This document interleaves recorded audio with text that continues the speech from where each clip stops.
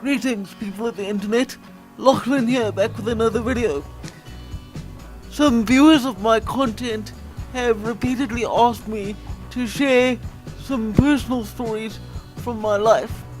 And while I've been hesitant to share things of a personal nature because it seems like too much of an ego trip to me, I've decided that I'll relent and share some of the more interesting experiences I've had during my almost 28 years on planet Earth.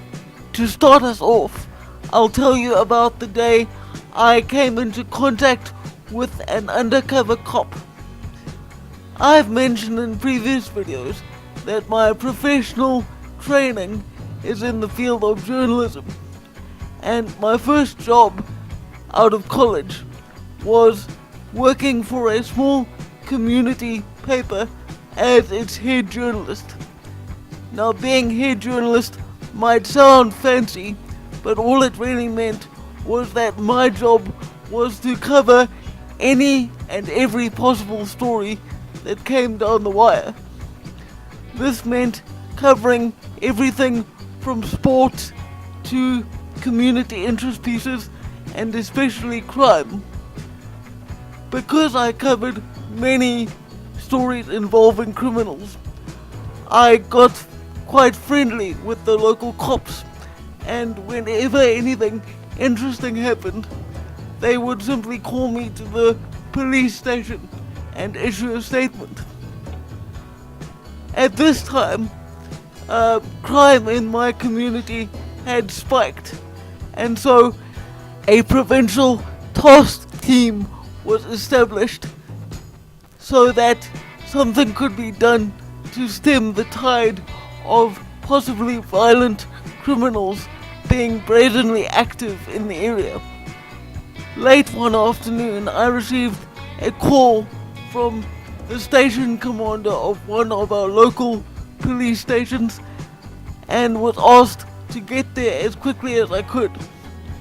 When I arrived, the station's parking lot was full of goods ranging from furniture to electronics, and I soon discovered that all the stuff that was there had been seized in a big bust of a local robbery syndicate. Now, I don't drive, and I never will drive because of my disability. My reflexes simply won't allow it. So when I worked as a journalist, my cousin, who I live with, acted as my driver and photographer.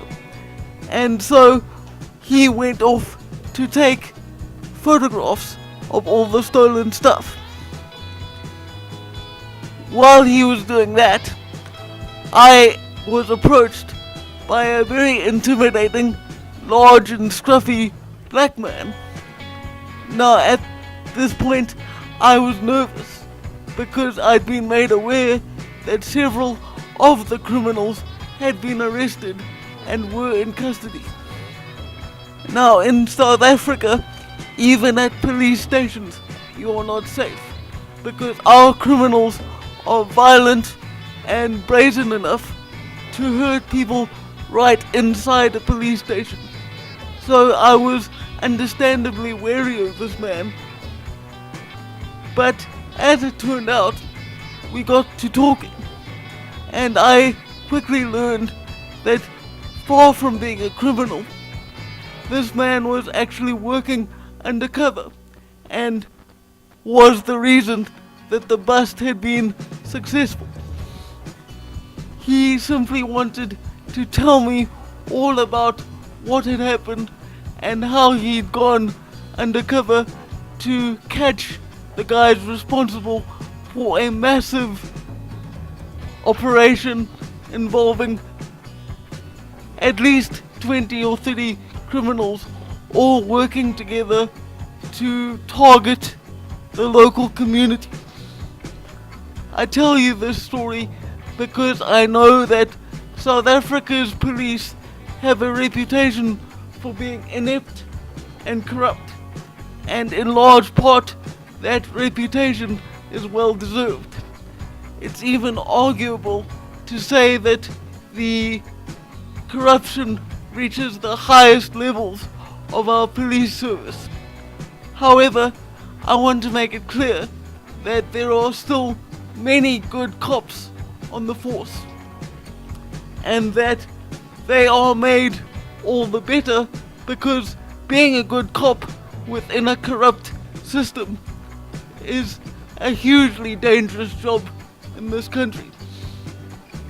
I've spoken to a number of police officers who've said that aside from worrying about being killed by criminals, they fear being shot in the back by their own colleagues. So when I met this undercover cop, it was a wonderful experience because I could see the pride with which he talked about catching these guys. As it turned out, the reason he looked so scruffy and unkempt was because he knew that if he showed up at a criminal's place of activity looking all neat, clean and respectable, they wouldn't trust him, because black people who dress well and speak well are often seen by criminals as sellouts and people worthy of suspicion and distrust.